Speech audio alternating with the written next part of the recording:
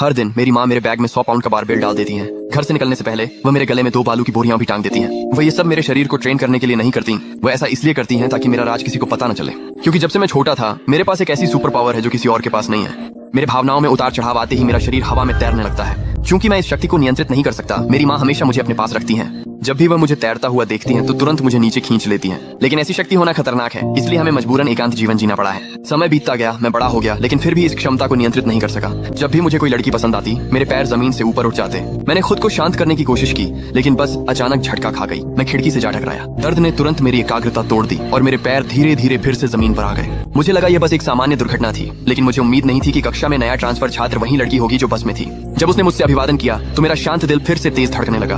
मैंने डेस्क को कसकर पकड़ लिया और धीरे धीरे पाई के अंकों को बुदबुदाने लगा। मैं तब तक शांत नहीं हुआ जब तक सभी कक्षा से बाहर नहीं गए। लेकिन अन्ना ज्यादा दूर नहीं थी, उसके कपड़े बारिश से भीग गए थे और मैं अपनी नजरें उस पर से हटा नहीं पा रहा था। मैंने जल्दी से पास की रेलिंग पकड़ ली। डर था कि कहीं मेरा राज खुल न जाए, लेकिन अन्ना ने ध्यान नहीं दिया। वह बस अपने बैकपैक के साथ मेरे पास से गुजर गई। अगली सुबह अन्ना बस हल्के से मुझे छू गई और मैं सीधे हवा में उछल गया। वह हैरान दिखी, लेकिन कक्षा शुरू होने ही वाली थी, इसलिए उसने ज्यादा ध्यान नहीं दिया। हालांकि उसने मेरे हाथ पर लगे घाव को देख लिया। स्कूल के बाद वह मेरे पास आई और धीरे से मेरे हाथ पर मरहम लगा दी। उस दिन के बाद से हम करीब आने लगे। हम साथ खाना खाते और साथ स्कूल जाते। मेरी माँ ने पोर्क कटलेट्स बनाए, उसके पापा तला चिकन बेचते थे। हमारे पास बात करने और कुछ था। एक दिन अन्ना ने मुझसे मदद मांगी। उसे 1 मिनट में 100 सिटअप्स करने थे, लेकिन उसके इतना करीब होने से मेरा शरीर हवा में तैरने लगा। इस बार मैं अन्ना के सिर के ठीक ऊपर उड़ गया। वह पूछने ही वाली थी, लेकिन तभी चपरासी दौड़कर आया और हमें बाहर निकाल दिया। उसके बाद अन्ना उस बारे में सोचना बंद नहीं कर पाई, इसलिए उसने मुझे फॉलो करने का फैसला किया। उसने मेरे पैरों के निशान स्कूल की इमारत तक ट्रेस की, लेकिन जैसे ही वह चौराहे पर पहुंची, निशान अचानक गायब हो गए।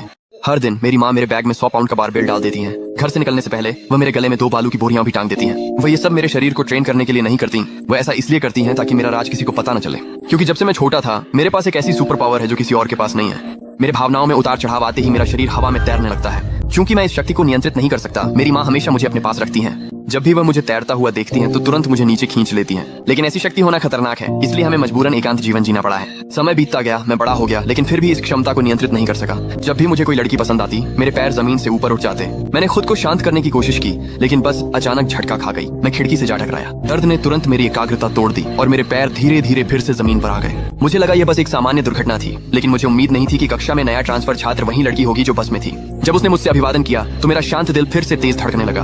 मैंने डेस्क को कसकर पकड़ लिया और धीरे धीरे पाई के अंकों को बुदबुदाने लगा। मैं तब तक शांत नहीं हुआ जब तक सभी कक्षा से बाहर नहीं गए। लेकिन अन्ना ज्यादा दूर नहीं थी, उसके कपड़े बारिश से भीग गए थे और मैं अपनी नजरें उस पर से हटा नहीं पा रहा था। मैंने जल्दी से पास की रेलिंग पकड़ ली। डर था कि कहीं मेरा राज खुल न जाए, लेकिन अन्ना ने ध्यान नहीं दिया। वह बस अपने बैकपैक के साथ मेरे पास से गुजर गई। अगली सुबह अन्ना बस हल्के से मुझे छू गई और मैं सीधे हवा में उछल गया। वह हैरान दिखी, लेकिन कक्षा शुरू होने ही वाली थी, इसलिए उसने ज्यादा ध्यान नहीं दिया। हालांकि उसने मेरे हाथ पर